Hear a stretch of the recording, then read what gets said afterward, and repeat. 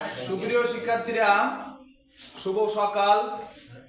আমরা আজকে যে অঙ্কটা নিয়ে আলোচনা করতে যাচ্ছি সেটা হলো সেট ফাংশন এর একটা সৃজনশীল। সেট ফাংশনের সৃজনশীলটা হলো সার্বিক সেট x এপসাইলন n যেন। এই x এপসাইলন n যেন মানে সকল ধনাত্মক সংখ্যার মান আসবে, মানে যে মানগুলো আমাদের আসবে সেই মানগুলো আসবে প্লাসে। x এপসাইলন n যেন x বিজোড় সংখ্যা এবং 3 less than equal x, 3 less than x less than 15, অর্থাৎ x এর মানটা হবে 3 এর চেয়ে বড় এবং 15 এর চেয়ে ছোট। a সমান x এপসাইলন n যেন 7 less than x less than 15 এবং b সমান 5 7 11 13 এবং c সমান x এপসাইলন n যেন 3 এর গুণিতক এবং x লেস দ্যান 15। ক ফাংশন a সমান a cube minus 4a square plus 5a plus 2b হলে b এর মান নির্ণয় করো যখন ফাংশন মাইনাস 1 ইকুয়াল 0। খ a পূরক সেট, তারপরে সার্বিক সেট a পূরক সেট সংযোগ b বাদ c নির্ণয় করো। গ পাওয়ার অফ b নির্ণয় করে দেখাও যে পাওয়ার অফ b এর উপাদান সংখ্যা 2n কে সমর্থন করে যখন n, b এর উপাদান সংখ্যা। তো আমাদের প্রথম আমরা লিখব যে ক 1 নং প্রশ্ন উত্তর ক, প্রশ্ন উত্তর ক নম্বর হয়েছে আমাদের চাইছে কি যে b এর মান নির্ণয় করো। তো আমরা লিখব দেয়া আছে ফাংশন a সমান a cube minus 4a square plus 5a plus 2b। আমরা এই ফাংশনের পরিবর্তে মাইনাস 1 বসাবো। অতএব ফাংশন মাইনাস 1 সমান এর পরিবর্তে মাইনাস 1 অনের উপরে cube minus 4 into minus 1 power square plus 5 into minus 1 plus 2b, কারণ b এর কোনো মান জানা নাই।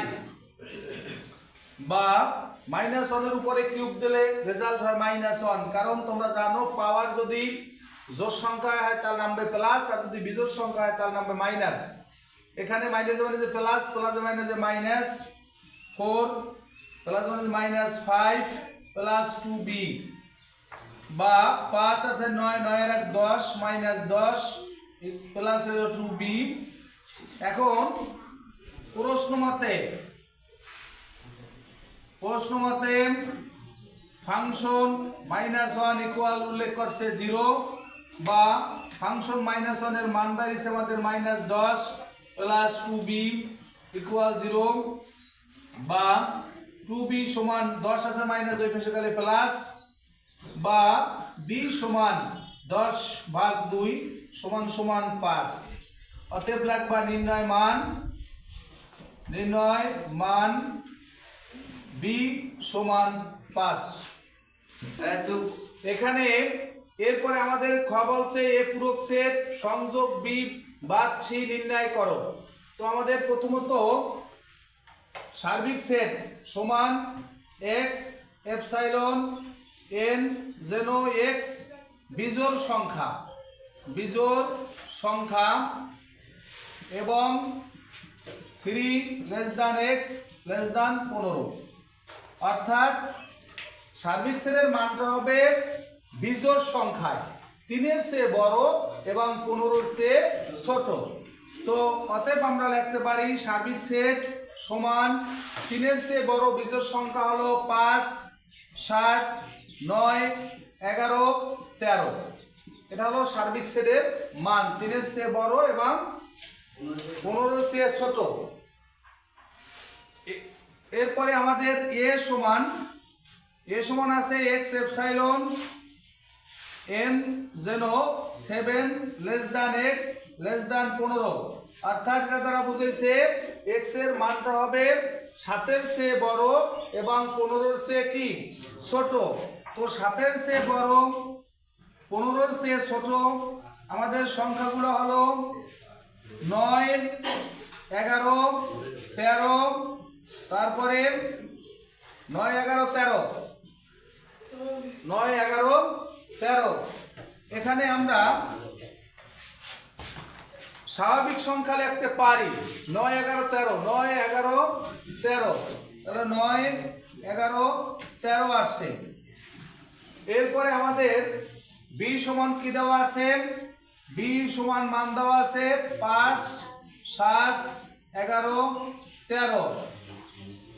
c সমান আছে যাইয়া c, এখানে আমাদের c সমান মান দেওয়া আছে কত? c সমান মান দেওয়া আছে x এপসাইলন n জন্য 3 এর গুণিতক এবং x লেস দ্যান 15, অর্থাৎ 3 এর গুণিতক হলো 3, 3, 6, 9, 12, 3, 6, 9, 12, 3, 6, 9, 12। কিন্তু আমাদের এই 6 সার্বিক সেটের মধ্যে নাই, তাহলে আমাদের লিখতে হবে 6 নট এপসাইলন সার্বিক সেট। তাহলে আমাদের সির মান দাঁড়ায় কত? সির মান দাঁড়ায় তাহলে আমাদের এবং 3ও নাই, 3,6 নট এপসাইলন সার্বিক সেট, তাহলে আমাদের মান দাঁড়ায়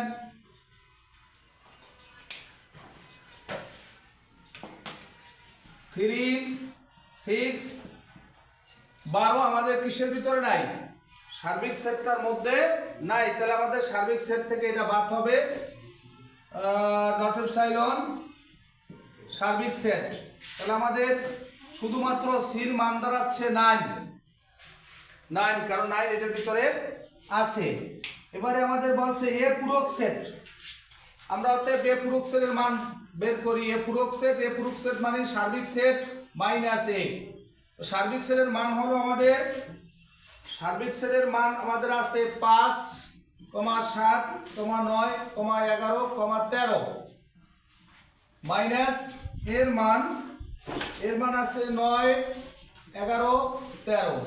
তো তোমরা জানো যে বাদ মানে এই পাশের সংখ্যার ভিতর যদি থাকে তাহলে সেই সংখ্যাগুলো বাদ হয়ে যাবে।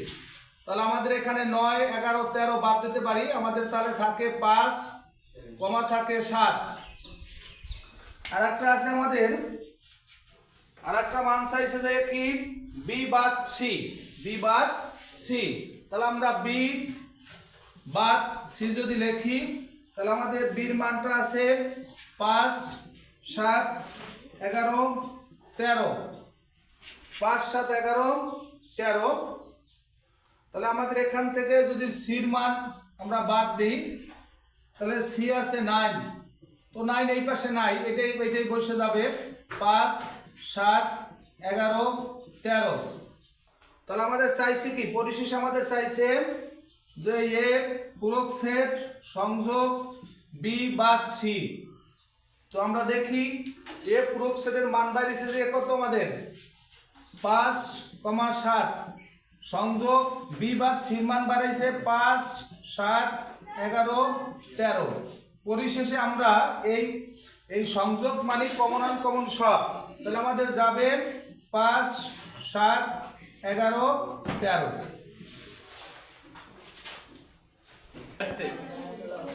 গ নম্বরে বলছে যে পাওয়ার অফ বি নির্ণয় করো এবং দেখাও যে পাওয়ার অফ বি এর উপাদান